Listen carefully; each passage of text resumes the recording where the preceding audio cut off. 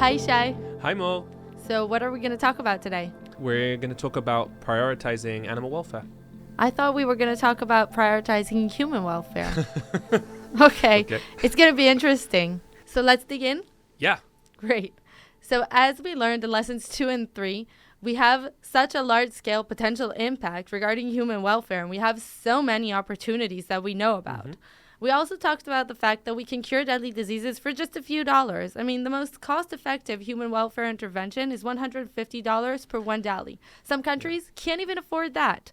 So basically what I'm saying is that we should prioritize human welfare because we have such a potential impact.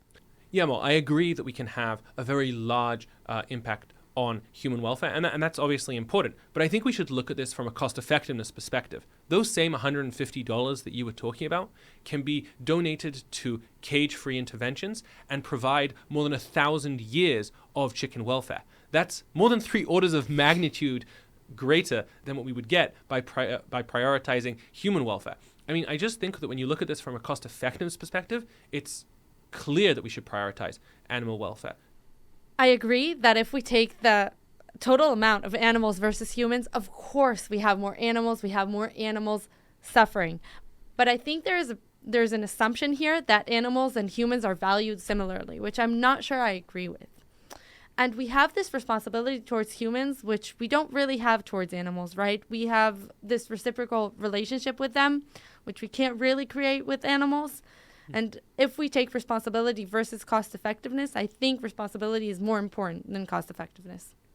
So I agree that we may have, that we definitely have, not may, we definitely have responsibility towards other human beings, other people. But I just think that responsibility exists on a spectrum, also like we learned in class to an extent. And I do think that we have some degree of responsibility towards animals. I mean, two reasons to think about, and there are obviously more, would be that one, we're just the cause of the suffering of farmed animals. We're the ones who put them there and do the terrible things that are done to them. And two, that animals are really helpless, right? They can't protect themselves. They can't speak up for themselves. I think that normally when we see people who are helpless, like babies, we think that is a reason to protect them more, not less. So I think that we definitely have a responsibility. I think this is important because we don't have to have the same amount of responsibility as we do to humans for this to be important.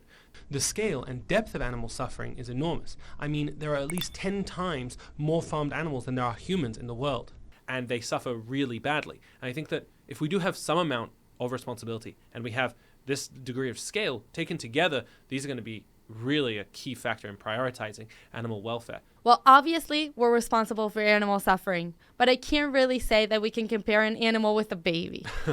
I mean, humans have far more cognitive complexity and a consciousness that animals mostly lack. And that's the basis for the reciprocal relationship I was talking about before, which we can't really do with animals. Mm-hmm. And I think in the end, cognitive complexity and consciousness is how we can assign moral duty. Well, I don't think that I necessarily agree with you here. I don't think we assign moral duty or value or whatever by cognitive complexity, because if that was the case, we would think that really smart people who are more cognitively complex in some sense have more moral value than low IQ people, which just clearly isn't the case. Well, take the random person on the street and ask him how he would prioritize humans and animals, and one of the first things he would say is cognitive complexity. I mean, many people take that into account. Mm-hmm. And come on, you go around killing mosquitoes every day and you don't say, oh, wow, that's worth a human life. I mean, listen, I think the mosquitoes is honestly a difficult question. We really don't know if they even feel pain. And I think that if we're talking about consciousness, then we have really good reasons to believe that this is a spectrum, that animals and many animals do have some degree of consciousness. Mammals, fish, and birds, they all have some memories to an extent. They clearly feel pain. They have loved ones they care about. I mean, there's a lot of reasons to believe that there is some degree of consciousness, and I think we should take that into account. Don't you? Well, you might be right. And I'm not sure we can do justice to the topic of animal suffering here in this conversation. But if our listeners or viewers want to get a more thorough review, they can check out the links we posted down below. I think there's another assumption here that animal suffering is greater than human suffering, which, again, I'm not sure I agree with. And I think we have a clear moral intuition towards humans, and we have the evidence and research to back us up.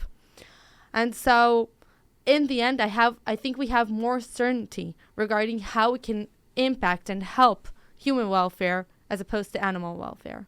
If you're right, and I think you probably are, that we have a lot more research and certainty regarding human welfare interventions. Yeah. That just seems like a reason to invest more in researching animal welfare interventions and not a reason to just ignore the problem, from my perspective. Yeah, we can do that, but we don't know if we'll find anything, and we don't know how much time it'll take. We don't have the endless resources. We need to use them wisely. Mm-hmm. And the uncertainty has really important moral implications. Take, for example, the comparison we did in the lesson between Give Directly and Unlimited Health Deworming Initiative. Mm-hmm. If there's a significant probability of high impact, but high levels of uncertainty, you should prioritize based on your risk aversion. Mm-hmm. Basically, what I'm saying is we should prioritize humans just because we know what works. Yeah, so obviously you're right that risk aversion is important and certainty is important here. But I think that we have good reasons to believe or have higher certainty that that when we invest in animal welfare, we'll see significant returns, we'll have a significant impact. And the reason for that is because it's such a neglected field. Just to be clear, around 99.6% of the animals that are used and slaughtered are farmed animals, but farmed animals only receive 0.8% of funding to animal welfare causes, and 97% of all US donations go to humans. So that ends up being less than 1/10 of a US cent per farmed animal. So it's very, very neglected. There's very little funding going there. And this is critical because when something is so neglected, you're much less likely to hit diminishing marginal returns on donations and on interventions, and you're also much less likely to run into issues of replaceability. There aren't that many people who are going to donate instead of you. So I think that as a result, we can be pretty sure that we're going to have we can be reasonably sure we're going to have a significant impact here as well. Unfortunately, we need to wrap up. But I think that after this conversation, I still would prioritize human welfare. I think that the human significance and how solvable it is and how important the cause area is still makes me prioritize that a bit more than what I would prioritize animal welfare. But it's a spectrum. And, I mean, people can prioritize both cause areas in parallel. Yeah, I mean, I think you made some really interesting points. Definitely things I'm going to think about. And I definitely agree it's a spectrum. For me, I still do think it's very important to prioritize animal welfare because of the scale of the problem, because of the cost effectiveness, and of course because of how neglected it is as a cause area. But yeah, I really want to say thank you, Mol, for this conversation. It was really interesting. And I want to invite our listeners and viewers to leave us their comments in the forum and tell us what they think. So yeah, thank you so much. Thank you, Shai.